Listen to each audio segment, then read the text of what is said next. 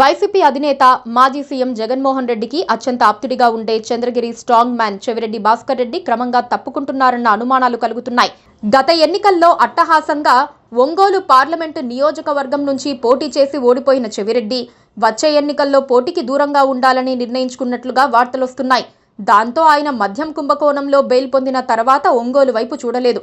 అక్కడి క్యాడర్ను పట్టించుకోకపోవడంతో వాళ్లు తీవ్ర ఒత్తిడికి లోనవుతున్నారు.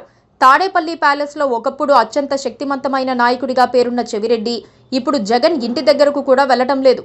కార్యకర్తల కోసం ఎప్పుడూ తెరిచి ఉండే చెవిరెడ్డి నివాసం, గెస్ట్ హౌస్ ఇప్పుడు మూసి ఉంటున్నాయి. పార్టీ పట్ల ఆసక్తి చూపడం లేదంటూ జగన్ రెడ్డి పిలిచి మందలించారని, అప్పటి నుంచి ఆయన దూరంగా ఉంటున్నారని తెలిసిందే. ప్రకాశం జిల్లా ఫ్యాన్ పార్టీలో వైసీపీ మాజీ ఎమ్మెల్యే చెవిరెడ్డి భాస్కర్ రెడ్డి వ్యవహారం గత కొద్ది రోజులుగా చర్చనీయాంశంగా మారింది. తిరుపతి జిల్లా చంద్రగిరి నుండి గత ఎన్నికల సమయంలో చెవిరెడ్డి భాస్కర్ రెడ్డి ఒంగోలు పార్లమెంటుకి బదిలీపై వచ్చారు. ఒంగోలు పార్లమెంటు వైసీపీ టికెట్తో పాటు పార్లమెంటు పార్టీలో పెత్తనం కూడా చెవిరెడ్డి భాస్కర్ రెడ్డికి అప్పట్లో అప్పగించారు.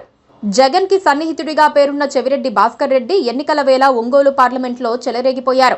తీరా జగన్ పార్టీకి అధికారం దూరమైన తర్వాత చెవిరెడ్డి భాస్కర్ రెడ్డి గత వైసీపీ ప్రభుత్వంలో చేసిన మద్యం స్కామ్లో జైలు పాలయ్యారు. జైలు నుండి తిరిగొచ్చిన తర్వాత చెవిరెడ్డి భాస్కర్ రెడ్డి ఒంగోలు పార్లమెంట్లో తిరిగి యాక్టివ్ అవుతారనుకుంటే ఆయన ఆనవాళ్లు ఎక్కడా కనిపించడం లేదు. దీంతో Chevireddy Bhaskar Reddy Ongole fan party politics లో ఉన్నారా లేదా అన్న చర్చ జరుగుతోంది. 2024 ఎన్నికల వేళ చంద్రగిరి నుండి వైసీపీ నాయకుడు చెవిరెడ్డి భాస్కర్ రెడ్డిని ఒంగోలు పార్లమెంటుకి బదిలీ చేశారు.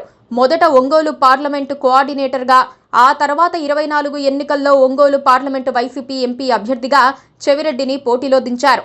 అప్పటికే ఒంగోలు వైసీపీ సిట్టింగ్ ఎంపీగా ఉన్న మాగుంట శ్రీనివాసులు రెడ్డిని పక్కన పెట్టి చెవిరెడ్డిని తీసుకురావడంపై ఫ్యాన్ పార్టీలో కొంతమంది నాయకులు పెద్ద దుమారం రేపారు.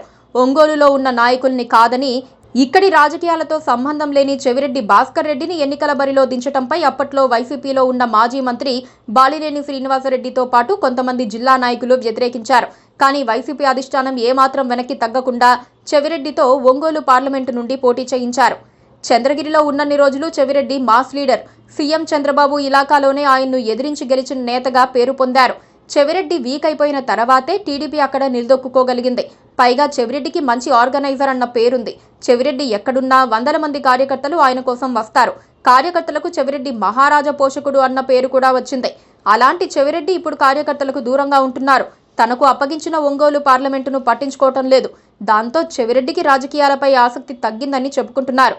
ఏదైనా ఉంటే తన కుమారుడు చూసుకుంటాడులే అన్నట్లుగా ఆయన ప్రవర్తిస్తున్నారు. ఏదైనా సరే చెవిరెడ్డి రాజకీయ భవిష్యత్తు కార్యాచరణను ఆయన మాత్రమే చెప్పగలరు.